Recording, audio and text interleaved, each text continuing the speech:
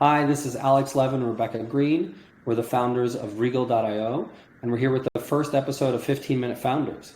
So we wanted to talk a little bit today about why we're starting this podcast. Maybe as a starting point, I thought Rebecca and I would give our backgrounds. So Rebecca, do you want to go first and talk a bit about your founding story, as it were? Sure.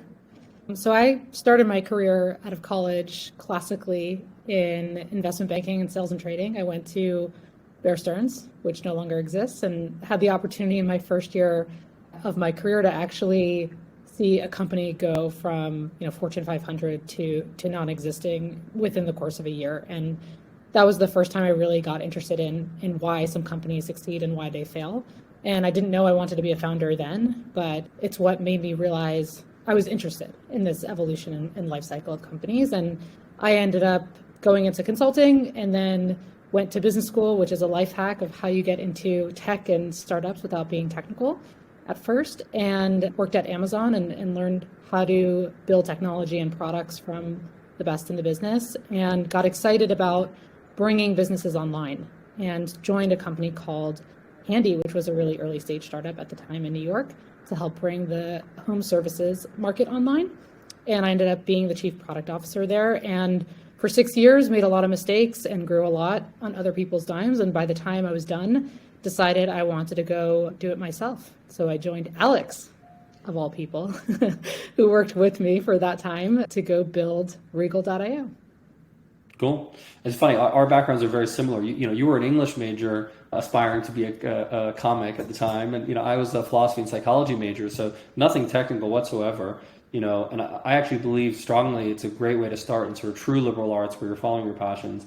And then I smartened up as I was graduating, and I think I read at the time Software is Eating the World article by Mark Andreessen, and understood that there was going to be no company that wasn't a technology company, and I had to go and figure out what this technology thing was. And so I started working for tech startups and got lucky and, eventually sort of moved into product management roles where, I wasn't an engineer certainly, but, I learned enough to be dangerous. And I started trying to make my own websites on the side and learn a little bit of coding and SQL and things like that. And it helped enormously to see how the sausage was made. After a couple different companies, eventually met Rebecca at Handy, and eventually ran a lot of the marketing and the growth teams there. And I think really over the time got to see different founders, different styles, and saw some things that I liked, some things that I wouldn't do. And part of I think what excited both of us as we went to be founders was that we would get to sort of do things in the way that we thought would be best for the type of company we were creating. And that was taking the best from lots of different places before. We've been very lucky, I think.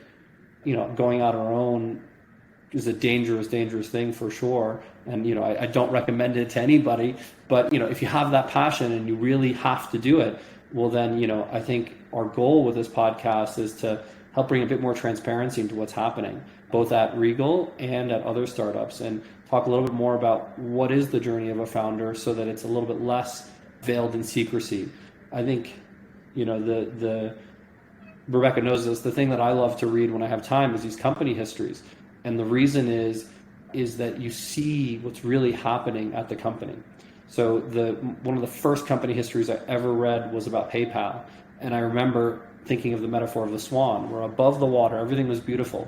And as an outsider, I always thought PayPal was this amazing, huge company that did things perfectly and it was so great. And then you read this book and you find out that under the water, that swan is just, paddling furiously just to try to stay alive. And there were multiple times when PayPal could have died, and multiple times where they sort of completely made huge mistakes, but, they managed to stick with it. So I think reading those stories is enormously helpful to me because it helps me understand that, we're not the only ones that go through the roller coaster. And I guess that's my motivation for really starting this. So I don't know, what about you, Rebecca? Yeah, it's interesting. You only read those books or see articles after the fact, after companies were spectacular successes or spectacular failures and there's a takedown or something like that. But I think one of the most helpful things for me as we've been building this company is being an angel investor on the side, and we do that together. It's, hopefully one day that also proves, economically sound to do that. But I've actually valued it from a learning perspective. Getting to see all these founders in the moments making decisions, struggling with things, needing help with things, and asking for help is hugely valuable. And I think a podcast like this can be that as well, of what's happening in the moment as people are making decisions, as we're watching others struggle to make decisions. It removes the veneer of just the big successes or just the big failures. Yeah. So let's start a bit with like the very beginning of the founder's journey. We get this question from friends all the time, like, hey, you guys started this company, like, how did you make the decision? Like, how did you know it's time to go do it? So when people come to you, what do you say? Like, what advice do you give them? Well, I tell them the truth of how it happened for us. I tell them about the 6 years we each spent at Handy, building that company and learning a lot and getting to know each other, and that it was an evolution, that you and I first independently decided we want to build something and be entrepreneurs. Then we decided we wanted to build together with each other and partner up, which I think is the most important decision we actually made. And then it took time. It took 2 years for us to find what is the business that we wanted to do together. And that's the order. It's not the order that works for everybody, but I think that was a really critical order for us to come to the decisions independently that we wanted to be founders, but then to partner up first before we even had the business idea. And then sometimes I tell them about how all the bad business ideas or actually other good business ideas we could have built, and how there's no perfect idea. It's about kind of figuring out what's right for you. Yeah, I agree on the order. I think when I talk to people, the mistake they most often make is they don't have a person that they're going to do this with that's complementary to their skill set. They know they want to be a founder. They're kind of thinking they'll just grab anybody along the way, or they have somebody they met like last week at a happy hour, and that's I think not impossible, but makes it much harder to be successful.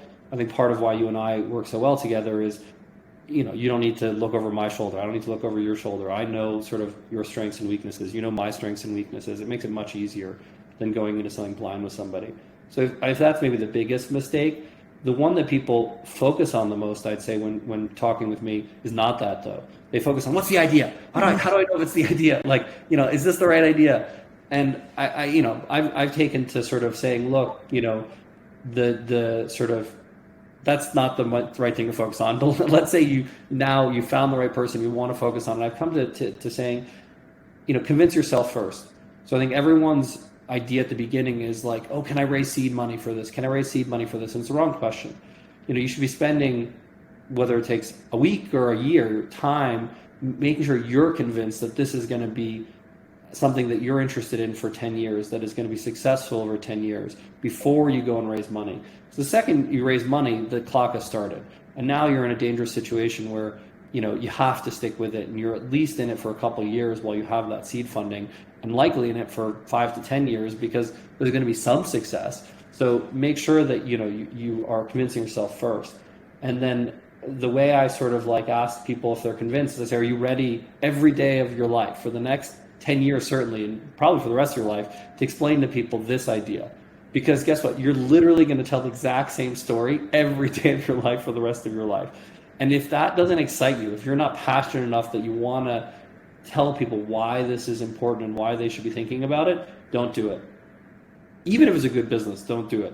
Because you're just going to get bored of it. You're not going to be able to push through when there are hard times, and there will be hard times. So it's a weird way of looking at it, but at the beginning, we don't ask the normal, how big is the market? How big is the opportunity? Who's the competition? We trust that people are smart, and if they've convinced themselves, that goes a long way. But if they're not even there yet, it's not time to start. I mean, when you mentioned angel investing now, so when we start looking at deals, like having been through this a few times, like, and you're talking with founders and evaluating founders, forget the business for a second. How are you evaluating them? Like, how do you look at, is this the right team to go after something? That's a good question. I mean, I think of it, the best case scenario is it's someone we've known and worked with before, because I think the thing you're trying to get at, or I'm trying to get at when evaluating someone, is something similar to what you described, which is how passionate are they about this thing? How much conviction do they have? And will they just like run like hell after this opportunity and ignore all the naysayers, ignore all the hard times, like plow through it? And that work ethic and that determination, how somebody is when they have something they believe in, it's really hard to evaluate if you haven't worked with them before. You have to do much more homework. You have to do a ton of references, have to look at their background, have to really dig into the ideas and the challenges that they went through. Number one for me is like, is it somebody who we already know, who we know works like that, or can we validate that that's their work ethic? Also try to look at like why this idea and why them, that combination. Like, do they have a unique insight or a unique experience?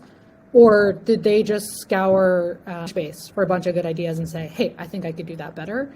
I think that's important too. And it's still trying to get at that founder market fit idea of like, is this the right person to go after this idea? And so even if they've built conviction, do we have conviction that they're the right person?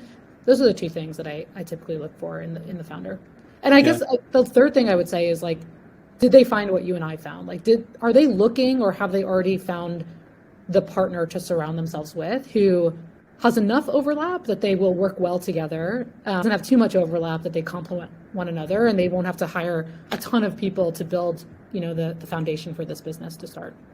Yeah, and it doesn't have to be a technical person among the founders. I think that's part of what's changed in the last, 5 years is, we're not looking to see, is one of the founders technical? Certainly they have to be able to hire a technical person if they're not technical. Certainly they have to be able to evaluate whether that person is going to help them build the product. They have to know how to run teams of engineers and product people.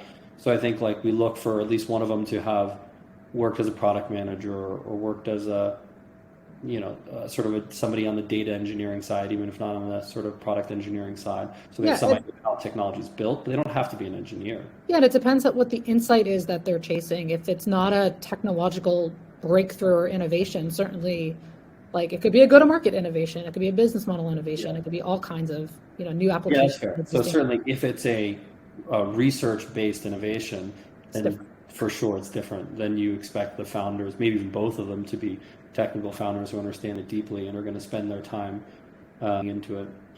But yeah, if I think about like that founder product fit, to your point, I think the ones you mentioned are real. The only other one I'd add as a sort of an outsider evaluating is how the person sort of interacts with me does color my judgment of them. So, are they setting up a meeting and showing up on time? Do they then send a follow-up after the meeting with clear notes? If they say they're going to do something, do they do it? If they ask me to do something, I'm going to go and follow up. So I'm going to go and do it that night. I like the same thing. So if they ask me for an intro, I'm going to go and do the intro. Do they follow up and actually talk to that person? I'm going to then go check with that person and see how that meeting went. So especially when we don't know people, that's a one way for us to tell, how on top of sort of executing is that person. And I'd say with you and I, we probably index more towards looking for people who are just fantastic at executing than anything else, because I think we've learned that those people, if they keep moving it forward and iterating, they're going to find the answer. Yeah, I heard an idea today. I was listening to a podcast and it was Andrew Marks, who I met at a dinner the other night, talking about this like hypothetical of if a person you knew in your life who's, straight A student, remarkable, but not like remarkable in any particular way, had the idea for Google, right? Like had the algorithm, would that be as big of a business as it is today? And the answer is like, there's no chance, right? Like it has to be about the particular person and that particular thing. Yeah. But so it's not about the idea, right? It's not just about having the idea. It's about, is that person the right person to go execute like hell against that idea and continue to see the bigger picture and the bigger opportunity as this unfolds. Yeah. So that's a good place to end. So 15-minute Founder is going to be digging into founders, their stories, roller coaster, their ups and downs, and really trying to bring more transparency to this journey so that people can see that they can do it and they should do it if they believe strongly enough in that business. Looking forward to seeing you next time. Thank you, Rebecca. Thanks, Alex. Bye.